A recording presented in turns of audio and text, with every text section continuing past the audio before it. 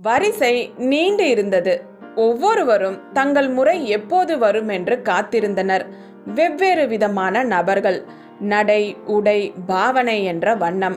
அவர்கள் முறை வந்தவுடன் அவர்கள் பெயரையும் செய்த தொழிலையும் சொல்ல வேண்டுமாய் அறிவுறுத்தப்பட்டனர். ஒவ்வொருவரும் அழைக்கப்படும் போது அவர்கள் முகத்தில் வித்தியாசமான உணர்வுகள் தோன்றின. வரிசையில் ஒரு வெள்ளை அங்கி அணிந்த பாதிரியாரும் நவீன யுக தோற்றத்துடன் ஒரு இளைஞனும் நின்றிருந்தான். அவர்கள் அடுத்தடுத்து நின்று கொண்டிருந்தனர். எங்கேதான் நிற்கிறார்கள் அவர்கள்? சொர்க்க வாசலில் உள்ளே செல்ல இருக்கும் வரிசைதான் அது. அந்த இளைஞனின் முறை வந்தது. இறை சேவகர்கள் பெயரும் தொழிலும் கேட்டனர். ஆனந்த், டாக்ஸி ஓட்டுநர் என்றான். அவர்கள் தங்களுடைய கணினி தொடுதிரையில், அதாவது டச் ஸ்கிரீனில் தேடி பார்த்தனர்.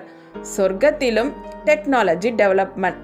ஆனந்தை பார்த்து புன்னகைத்து, உங்களுக்கு தங்க காலணிகள், பட்டாடை, பட்டுப்போர்வை வழங்கப்பட்டுள்ளன.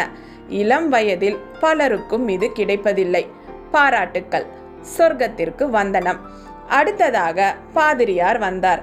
பெயரும் தொழிலும் ஜேம்ஸ், பாதிரியார், 46 வருடங்கள் ஊழியம், கிறிஸ்துவ தேவாலயத்தில் என்றார் சற்றே மிடுக்காக.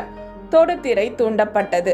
உங்களுக்கு மரக்காலணிகள், பருத்தி ஆடைகள் மற்றும் பருத்தி போர்வையும் வழங்கப்பட்டுள்ளன. சொர்க்கத்திற்கு வந்தனம். அடுத்து யார்? வாருங்கள். நன்றி, ஒரு நிமிடம் என்றார் பாதிரியார். என்ன?